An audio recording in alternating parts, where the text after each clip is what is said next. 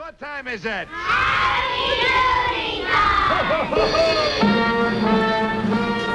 Ah, yes, it's Howdy Doody time once again. The little puppet with the freckles and his pal Buffalo Bob Smith have become two of the biggest legends in television history. Millions of kids tuned in to watch the show between 1947 and 1960. And Bob Smith has written a book now about how the show came to be and what went on backstage. It's called Howdy and Me, Buffalo Bob's own story. And Bob Smith joins us this morning. It's so great to have you you're in the outfit. I had to wear it because they thought I might be Clarabelle. How are you, Joan?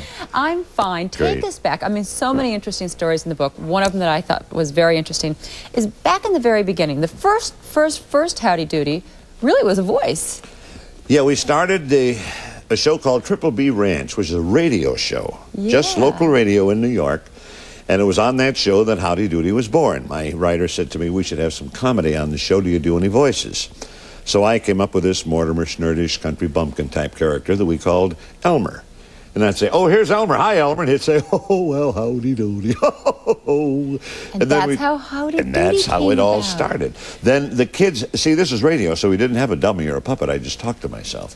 But the kids would come in and see the show, and invariably they'd say, gee, we're disappointed. We wanted to see Howdy Doody. Well, this gave us two ideas. We won't call him Elmer. We'll call him Howdy. It's a cuter name. And if they want to see Howdy, we'll talk with the television people, which we did. And at the time, NBC was looking for a kids' television show. They watched our radio show, and they said, this is great. We had a puppet show in mind. We'll make another puppet. We'll call him Howdy Doody. You can host the whole thing. This was on a Tuesday, and when did they want to start this program? This was Tuesday, December 23rd, 1947. I said, when do we go on the air? And they said, Saturday, which was December 27th. So, of course, we didn't have a puppet. We didn't have anything. But they said, but we want Howdy on the program. And I said, well, okay. So I pretended that Howdy was in my desk drawer. Too shy to come out or something on television? Well, he was too bashful to come out. Yeah, a little stage shy. Yeah, so I said, Howdy, you coming out? He'd say, oh, no, I'm too bashful. So you gave yourself an extra week or two to make this new puppet? He was too bashful for 3 weeks until we had him made. And on that third week show, we had him in the drawer, opened the drawer, and then the unveiling of Howdy. So he finally came out. That was Howdy Doody number 1. Mm-hmm. But then, why did you have to get a Howdy Doody number 2?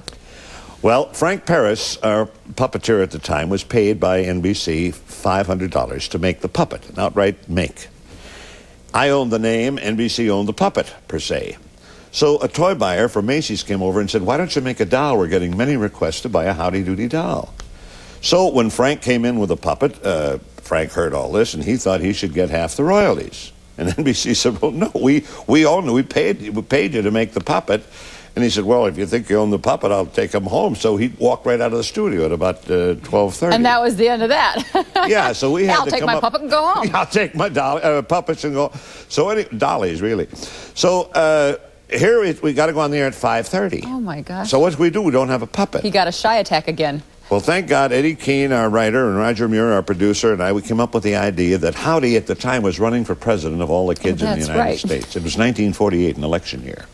So we wrote in the story of the script for that night that Howdy was out campaigning in Portland, Oregon. We made it just as far as we could. Set him on the campaign trail. That's right. He met his adversary, Mr. X, and he said he's very handsome. He'll get all the votes from the girls, so I've got to have a facelift. But don't worry, kids. It's just a little plastic surgery. It won't hurt, not even as much as having a tooth pulled. Don't worry about it. So we stalled. We stalled for 3 weeks until we had another puppet made. Where are those puppets today? Well, Howdy is in my home in Fort Lauderdale, Florida.